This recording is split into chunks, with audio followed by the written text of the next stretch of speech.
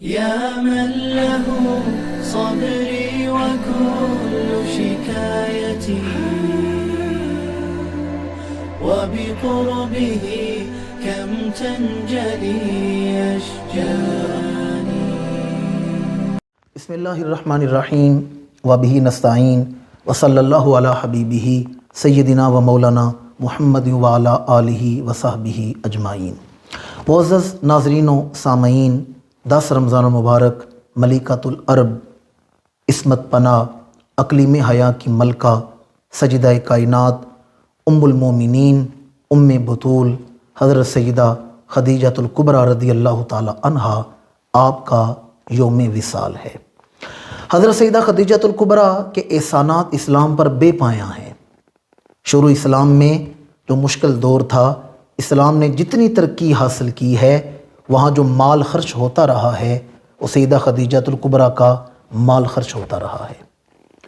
بلکہ میں تو یہ کہنے میں بھی حق بجانب ہوں کہ صبح قیامت تک کسی مسلمان ماں کے ہاں جو بچہ پیدا ہوگا اس کی گردن پر سیدہ خدیجہ الکبریٰ کا احسان ہوگا. سیدہ خدیجہ الکبریٰ کا یوم وصال، اہل ایمان آپ کو اس دن خراج تحسین پیش کرتے ہیں. اور ویسے بھی جس دور میں ہم زندگی گزار رہے ہیں، اس دور میں حیا ختم ہوتی جا رہی ہے. اس لیے بہنوں بیٹیوں تک سیدہ خدیجہ الکبریٰ کا کردار بیان کرنا اور پہنچانا پہلے سے زیادہ ضروری ہو چکا ہے. سیدہ خدیجہ الکبریٰ آپ عام الفیل سے 15 سال پہلے آپ کی ولادت ہوئی. آپ کے والد کا نام خویلد تھا، جو ایک بہت مشہور تاجر تھے اور متمول یعنی امیر کبیر آدمی تھے. آپ کا سارا خاندان تجارت سے وابستہ تھا اور سیدہ خدیجہ الکبریٰ خود بھی بہت بڑی تاجرہ تھیں. آدھے شہر مکہ کے چولہے آپ کے مال پر جلتے تھے. آدھے شہر مکہ والوں کا روزگار آپ کے کاروبار سے وابستہ تھا.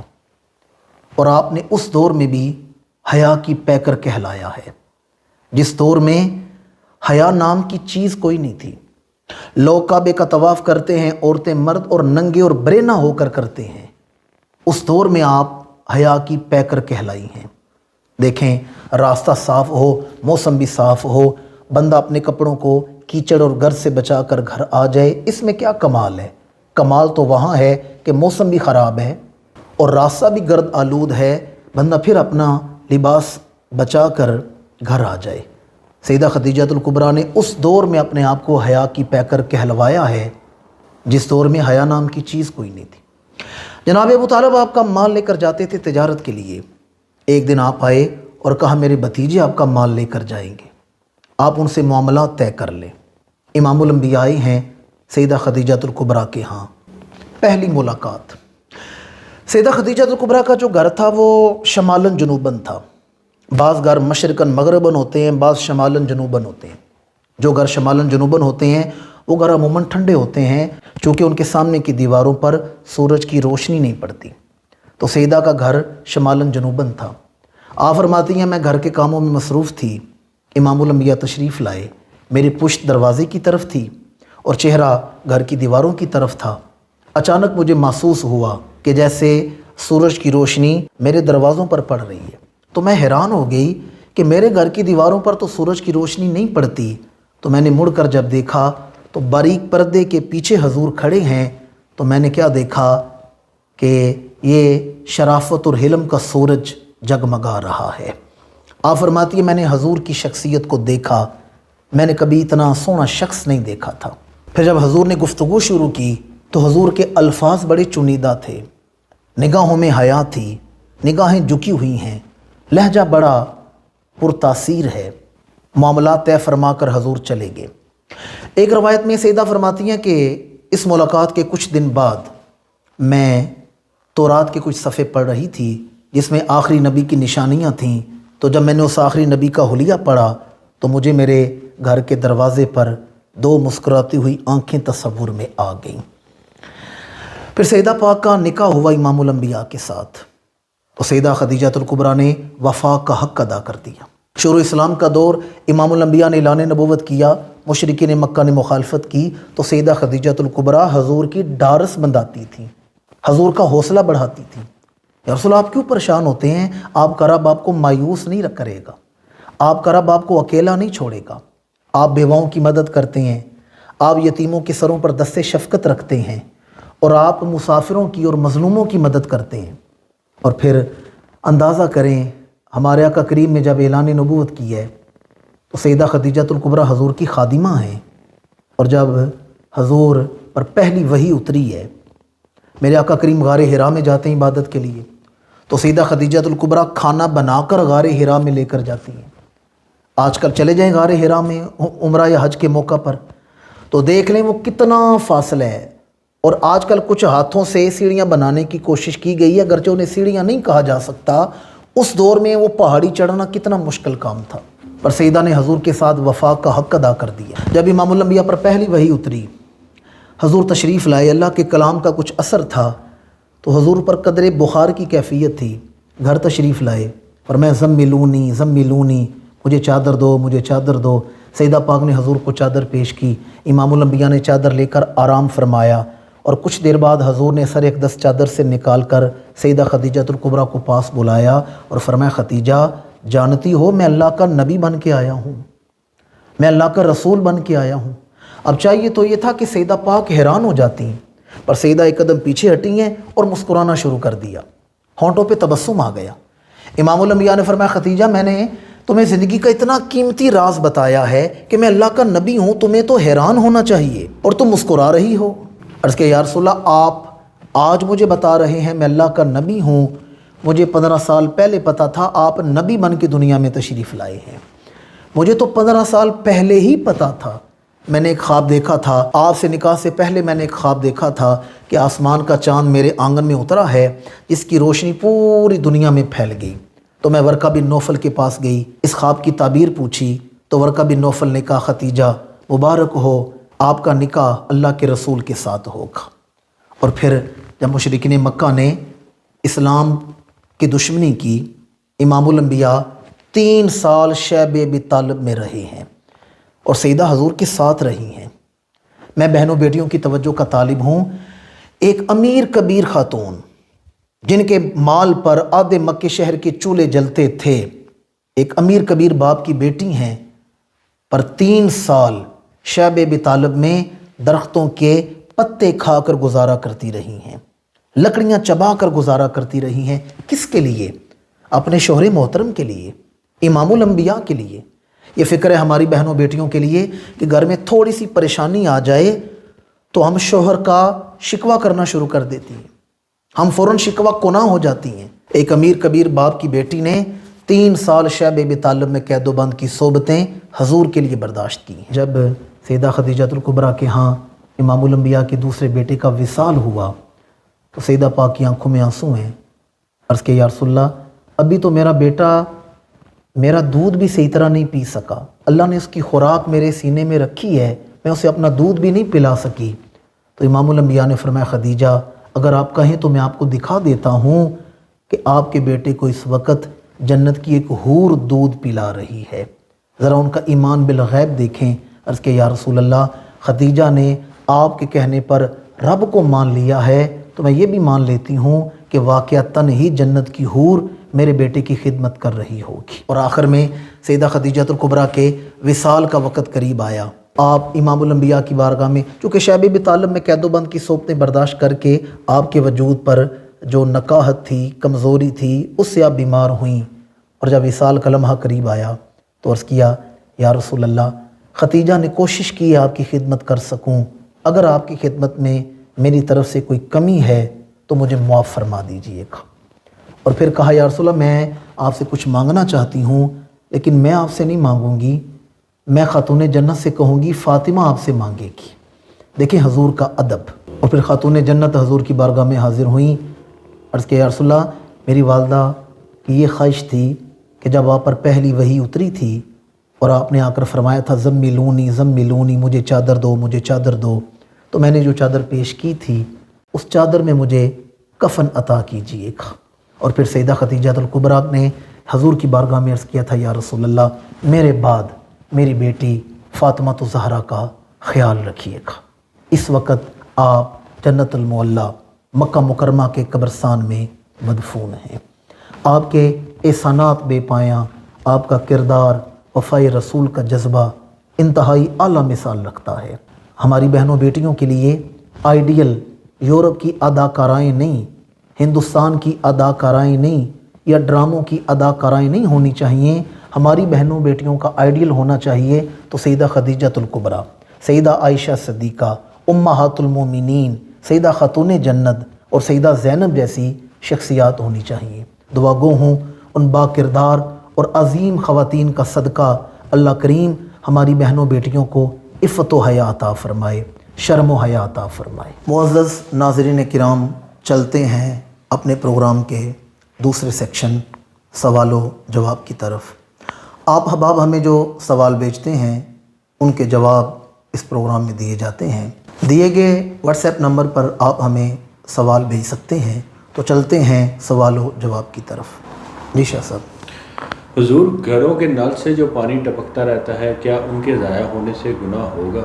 دیکھیں، گھروں کے نل سے یا پائپ سے جو پانی ٹپکتا ہے یا وہ ضائع ہوتا ہے یا وہ پانی جو رستا ہے وہ اسراف ہے، اور اسراف کو اردو میں فضول خرچی کہتے ہیں، یعنی وہ کام کرنا جس سے نہ دنیا میں فائدہ ہو نہ آخرت میں فائدہ ہو، تو یہ اسراف ہے۔ اور دوسرا اس کا یہ نقصان ہے کہ یہ نعمت کی ناقدری ہے، لہٰذا ان کا جو اسراف ہے وہ نقصان دہ ہے۔ اس کے لیے جو ذمہ دار ہیں وہ گھر کا کفیل، جو گھر کے سارے معاملات دیکھتے ہیں، وہ اس کے ذمہ دار ہیں۔ پہلی فرصت میں اگر کوئی ایسا مسئلہ ہو تو اسے درست کروانا چاہیے۔ یہ اسراف ہے اور یہ نعمت کی ناقدری ہے، اور نعمت کی ناقدری بہر طور گناہ شمار ہوتی ہے۔ دوران عدت بیماری کی وجہ سے کیا عورت ڈاکٹر کے پاس جا سکتی ہے؟ ہاں جی، بالکل جا سکتی ہے۔ دوران عدت عورت گھر سے باہر نکل سکتی ہے اگر کوئی شرعی عذر ہو، مثلا ڈاکٹر کے پاس جانا یا اور کوئی ایسا شرعی عذر ہے، لیکن اس میں پردے کو ملحوظ رکھا جائے گا۔ عورت پردے کے ساتھ جا سکتی ہے جس سے اس کا پردہ باقی رہے اور بے پردہ نہ ہو۔ ہمارے ہاں عموماً یہ دیکھا جاتا ہے کہ اگر کسی کو مسئلہ نہیں پتہ، عورت گھر سے نکل جائے تو عورتیں کہتی ہیں کہ اب تو ہم نے عدت توڑ دی ہے، تو لہٰذا اب ہماری عدت ختم ہو گئی ہے۔ تو یاد رکھیں، عدت کی اپنی ایک مدت ہے، جب تک وہ مدت نہ ہو عدت مکمل نہیں ہوتی۔ یہ رمضان کا روزہ تو نہیں جو آپ نے توڑ لیا تو اب کھا پی سکتے ہیں، یہ عدت ہے۔ اگر کسی نے ایک دفعہ عدت توڑی ہے، یعنی وہ گھر سے بلا شرعی عذر باہر نکل گئی ہے، بازار یا کسی کام چلی گئی ہے، تو اس کی عدت ختم نہیں ہوگی، عدت اس کی موجود ہے، واپس آ کر وہ عدت کے دن پورے کرنے پڑیں گے۔ بعض جگہوں پر ہم نے یہ بھی دیکھا ہے کہ اگر کسی کا خاوند فوت ہو گیا ہے تو اہل خانہ عورت کو میت کے ساتھ، جنازے کے ساتھ نکالتے ہیں کہ 40 قدم عورت جنازے کے ساتھ چلے تو عدت ختم ہو جاتی ہے۔ یہ سراسر گناہ ہے اور یہ انتہا درجے کی جاہلیت ہے۔ اسلام نے جو حد مقرر کی ہے عدت، وہ اسی صورت میں پوری ہوگی۔ یہ جگاڑ لگانے والی بات ہے، وہ جگاڑ اور چیزوں میں لگ جاتے ہیں، شریعت میں نہیں لگتے۔ اب جو ایسا عمل کر رہے ہیں، عموماً دیکھا گیا ہے کہ میکے والے آ کے یہ کام کرواتے ہیں کہ جی بیٹی کو ہم نے اپنے پاس رکھنا ہے اور ہم انتظار نہیں کر سکتے، تو اسے 40 قدم جنازے کے ساتھ چلاتے ہیں کہ جی عدت ختم ہو گئی ہے، سامان اٹھایا اور بیٹی کو میکے لے گئے۔ اب اس ایک کام کی وجہ سے ہم کتنے احکامات توڑے ہیں۔ پہلے تو عورتوں کو جنازے کی اجازت نہیں، جنازے کا حکم نہیں کہ وہ ادا کریں۔ دوسرا، آپ نے عورت کو گھر سے نکالا تو اس کی عدت توڑ دی۔ تیسرا، آپ نے عدت مکمل بھی نہیں کروائی۔ اور چوتھا جو سب سے بڑی نحوست ہے وہ یہ ہے کہ آپ نے ایک غیر دین کام کو دین سمجھ لیا ہے، ایک غیر دین کام ہے اسے دین سمجھ لیا ہے۔ اس ایک وجہ سے ہم نے کتنی حدوں کو توڑا ہے۔ تو بہرحال عورت اگر کوئی شرعی عذر ہو تو عورت معالج کے پاس، پہلے تو یہ دیکھیں اگر معالج گھر آ کر چیک اپ کر سکتا ہے تو وہ سب سے بہتر ہے، اور اگر ایسی سہولت میسر نہیں تو پردے کے ساتھ عورت حالت عدت میں معالج کے پاس جا سکتی ہے۔ جی شاہ صاحب۔ کیا کسی برے شخص کی برائی کرنا جائز ہے؟ دیکھیں، برے دو قسم کے ہیں، ایک وہ ہیں جو چھپ کے گناہ کرتے ہیں اور ایک ہیں جو علل اعلان گناہ کرتے ہیں، انہیں فاسق مولن کہا جاتا ہے، یعنی اعلانیہ گناہ کرنے والے۔ تو جو چھپ کے گناہ کرتا ہے اس کا عیب چھپانا تو واجب ہے۔ جو کوئی مومن چھپ کے گناہ کرتا ہے لیکن آپ کے علم میں ہے کہ وہ گناہ کرتا ہے تو اس کا وہ گناہ عیب چھپانا واجب ہے۔ لیکن جو اعلانیہ گناہ کرے تو امام الانبیاء کی حدیث ہے کہ جس نے اپنے چہرے سے حیا کا پردہ ہٹا دیا اس کی کوئی غیبت نہیں، یعنی جو اعلانیہ گناہ کرنے والے ہیں ان کی کوئی غیبت نہیں۔ اچھا، جو چھپ کر گناہ کرنے والے ہیں ویسے تو ان کا گناہ چھپانا واجب ہے، لیکن اگر ان کا عیب چھپانے سے کسی دوسرے کا نقصان ہو تو پھر اس کا عیب بیان کرنا گناہ نہیں۔ مثلا کوئی اپنی بیٹی کی شادی کرنا چاہتا ہے اور آپ جانتے ہیں کہ لڑکے میں فلاں فلاں عیب ہے، وہ عیب سے اسے مطلع کرنا جائز ہے کہ تم اپنی بیٹی کا رشتہ دے رہے ہو، لڑکے میں فلاں عیب ہے اور اس عیب کی وجہ سے تم اس سے رشتہ نہ کرو، اس صورت میں اس کا عیب بیان کیا جا سکتا ہے۔ اسی طرح اگر کسی مومن کا اہل اسلام میں سے کسی کا نقصان ہو رہا ہو، یعنی کوئی دکاندار ملاوٹ کرتا ہے یا مارکیٹ میں 2 نمبر سودا بیچتا ہے یا ملاوٹ کر کے مال بیچتا ہے، جھوٹی قسمیں اٹھا کر غلط مال بیچتا ہے، تو دوسروں کو اس سے بچانے کے لیے اس کے اس عیب سے دوسروں کو مطلع کرنا یہ جائز ہے۔ جو آدمی علل اعلان گناہ کرتا ہے اس کا عیب تو ظاہر ہے، وہ تو چھپا نہیں۔ آپ کے سوال کا مختصراً جواب یہ ہے کہ جو علل اعلان گناہ کرتا ہے اس کا تو کوئی عیب چھپا نہیں، جو چھپ کے گناہ کرتا ہے اس کا عیب چھپانا واجب ہے، اگر دوسرے کا نقصان نہ ہوتا ہو بہرحال اسے نصیحت کرنی چاہیے۔ جی شاہ صاحب، کیا انسان ارتقائی عمل سے موجودہ شکل تک پہنچا ہے؟ یہ ڈارون کا نقطہ ارتقاء ہے کہ انسان بندر کی ترقی یافتہ شکل ہے۔ وہ کہتا ہے بندر نے ترقی کی اور موجودہ شکل میں انسان بن گئے۔ اسی طرح ہندوستان والوں کا بھی عقیدہ ہے کہ انسان جو ہے وہ 8 پرت بدل کے انسان بنے، یعنی 8 شکلیں بدل کے وہ موجودہ شکل تک پہنچا ہے، اور انسان کی جو 6ٹھی شکل تھی وہ خنزیر کی شکل تھی، یعنی ان کے نزدیک خنزیر انسان کی شکلوں میں انسان کا دادا لگتا ہے۔ اور ہندوؤں کا ایک طبقہ ایسا بھی ہے جو خنزیر کو خدا بھی مانتا ہے، اس کی پوجا کی جاتی ہے۔ تو یہ کہتے ہیں کہ انسان مختلف شکلیں بدل کے انسان بنے۔ اگر ان کی بات درست مان لی جائے تو ان سے ایک سوال ہے کہ اگر انسان شکلیں بدل کے موجودہ انسان تک پہنچا ہے، بندر اور چمپینزی شکلیں بدل کے انسان بنے ہیں، تو انسان اس سے اگلی شکل میں کیوں نہیں جا رہا؟ یہاں تک تو وہ پہنچ گیا ہے، ارتقاء کا مرحلہ رک کیوں گیا ہے، آگے کیوں نہیں جا رہا؟ یا پھر جو خنزیر ہیں، بندر ہیں، چمپینزی ہیں، جو جانور ترقی کر کے انسان بنے ہیں ان کے نزدیک، تو اب وہ ترقی کیوں نہیں کر رہے؟ اب وہ وہیں رک گئے ہیں۔ یا تو چمپینزی بھی بتدریج آگے بڑھتے اور انسان بن جاتے، ہم اپنی آنکھوں سے دیکھتے، موجودہ میڈیا تو ہر چیز کھنگال کے سامنے لے آتا ہے، زمین کی تہہ میں چھپے ہوئے خزانے سامنے آ جاتے ہیں۔ تو اگر انسان ترقی کر کے انسان بنا ہے تو انسان اس سے اگلی شکل میں منتقل کیوں نہیں ہو رہا، اور جانور اب موجودہ شکلوں سے آگے کیوں نہیں بڑھ رہے؟ دیکھیں، جرمن کا ایک علاقہ ہے فرینکفرٹ، اس کے قریب جرمن اور برازیلی سائنسدانوں نے ایک اژدہے کی باقیات کو دریافت کیا ہے، اور اس کے ڈی این اے سے جو نتیجہ نکلا ہے کہ اس اژدہے کی جو عمر ہے وہ تقریباً 4 کروڑ 70 لاکھ سال ہے۔ 4 کروڑ 70 لاکھ سال پرانا وہ اژدہا ہے، اور یہ قدیم ترین جو ہے نا اس کی باقیات ہیں، اور اس پر جو تحقیق ہے وہ رائل سوسائٹی کے میگزین بایولوجی لیٹرز میں شائع ہوئی ہے کہ اس کا مطلب ہے کہ آج سے 4 کروڑ 70 لاکھ سال یعنی قریباً 4.25 کروڑ سال پہلے اژدہے دنیا میں موجود تھے، اور ان کا آغاز بھی یورپ سے کہا جاتا ہے۔ تو میرا یہ سوال ہے کہ تقریباً 4.25 کروڑ سال سے اژدہا اسی شکل میں موجود ہے، جو آج جس شکل میں اژدہا موجود ہے اسی شکل میں موجود ہے۔ اگر ڈارون کا یا ملحدین کا نقطہ ارتقاء مان لیا جائے تو مجھے بتائیں پھر ارتقاء کی اژدہوں کے ساتھ دشمنی کیا ہے، ان سانپوں کے ساتھ کیا دشمنی ہے؟ کہ 4.25 کروڑ سال انسان تو بندر سے انسان بن چکا ہے، یہ اژدہے سانپ آگے کیوں نہیں بڑھے؟ اس سے پتہ چلا یہ خرافات ہیں اور یہ ملحدین کے وار ہیں۔ در حقیقت یہ ہے قرآن مجید میں اللہ تعالیٰ فرماتا ہے لَقَدْ خَلَقْنَا الْإِنسَانَ فِي أَحْسَنِ تَقْوِيمٍ، کہ ہمارے پاس جو خوبصورت ترین لباس تھا وہ ہم نے انسان کو عطا فرما دیا۔ اور برسبیل تذکرہ یہ بات بھی عرض کرتا چلوں، انسان کی جو قیمت اسلام نے دی ہے وہ کسی مذہب نے نہیں دی۔ کچھ کے نزدیک انسان شہوت کا پتلا ہے، سگمنڈ فرائڈ نے لکھا ہے کہ انسان تو شہوت کا پتلا ہے۔ اسے کہا یہ جتنی محبتیں، ماں اور بیٹے کی محبت، باپ اور بیٹی کی محبت، بہن بھائی کی محبت، یہ ساری شہوت ہے۔ وہ کہتے ہیں انسان شہوت کا پتلا ہے، اور بعض نے کہا کہ انسان کے وجود میں کچھ تانبا ہے، کچھ سونا ہے اور کچھ لوہا ہے، ان کے ذرات ہیں، اور انہیں اگر جمع کیا جائے تو انسان کی قیمت 1 روپیہ بھی نہیں بنتی۔ بعض کے نزدیک انسان کی قیمت 1 روپیہ، بعض کے نزدیک انسان بندر کی، جانوروں کی ترقی یافتہ شکل، بعض کے نزدیک انسان شہوت کا پتلا ہے۔ واحد اسلام ہے جس نے آ کر یہ بتایا ہے کہ انسان دنیا میں آیا ہے تو اللہ کا خلیفہ بن کے آیا ہے، اللہ کا نائب بن کے آیا ہے۔ معزز ناظرین و سامعین، اب آخر میں آج کا وظیفہ سماعت کریں۔ آج کا وظیفہ ہے یا اللہ یا خالق۔ کثرت کے ساتھ پڑھنے سے کامیابیاں قدم چومتی ہیں، اور روزانہ سونے سے پہلے 21 دفعہ پڑھیں تو نیند پرسکون آ جاتی ہے، اور اگر عمل زوجیت سے پہلے پڑھیں تو اللہ کریم نیک، صالح اور خوبصورت اولاد عطا فرماتا ہے۔ اور اس کا جو حسن معمول معروف طریقہ ہے وہ صبح و شام 2 تسبیح اول اور آخر درود شریف 11 دفعہ پڑھ کے یا اللہ یا خالق کا وظیفہ کریں۔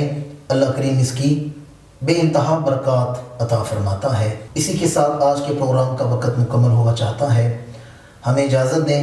اللہ تعالیٰ ہمارا حامی و ناصر ہو، اللہ تعالیٰ پاکستان کا حامی و ناصر ہو۔ السلام علیکم ورحمۃ اللہ تعالیٰ وبرکاتہ۔ يا من له صبري وكل شكايتي وبقربه كم تنجلي أشجار